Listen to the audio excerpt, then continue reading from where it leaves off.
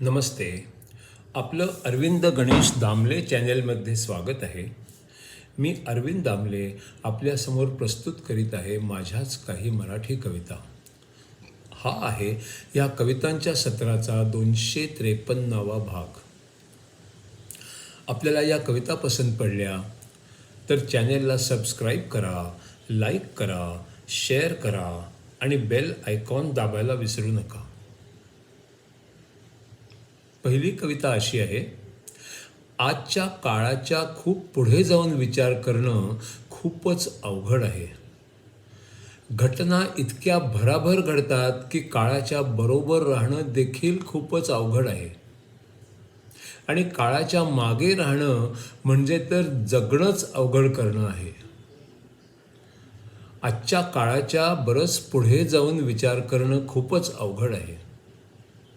घटना इतक्या भराभर घडत आहेत की काळाच्या बरोबर राहणं देखील खूपच अवघड झालं आहे.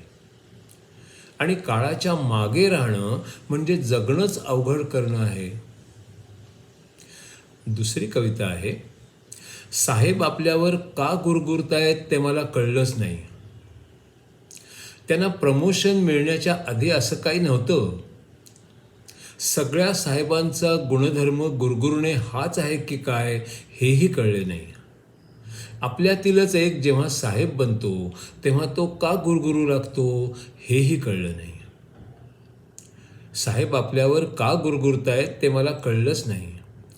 त्यांना प्रमोशन मिळण्याच्या आधी असं काही नव्हतं. सगळ्या साहेबांचा गुणधर्म गुरगुरणं हाच आहे की काय हेही कळलं नाही. आपल्यातीलच एक जेव्हा साहेब बनतो तेव्हा तो का गुरगुरू लागतो तेही कळलं नाही. आता तिसरी कविता आहे. एका कॉलेजमधील मुलाचा आणि त्याच्या वडिलांचा संवाद. बाबा, जर मी वर्गातल्या एखाद्या मुलीला कागदी बाण मारला आणि तो तिला लागलाच नाही तर काय होईल?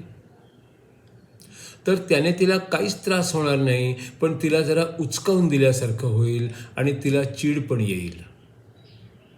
आणि जर तो बाण तिच्या अंगाला लागला तर काय होईल? बाण लागलाच नाही यापेक्षा ते वाईट होईल आणि तिला जास्त चीड येईल. आणि कुणीतरी तिला बाण मारला हे कळलं, पण मी बाण मारलेला तिला कळलंच नाही तर काय होईल? असं झालं तर बाण न लागण्यापेक्षा आणि लागण्यापेक्षाही वाईट होईल, कारण तू तिच्याकडे पूर्ण दुर्लक्ष केलंस असं तिच्या मनात येईल.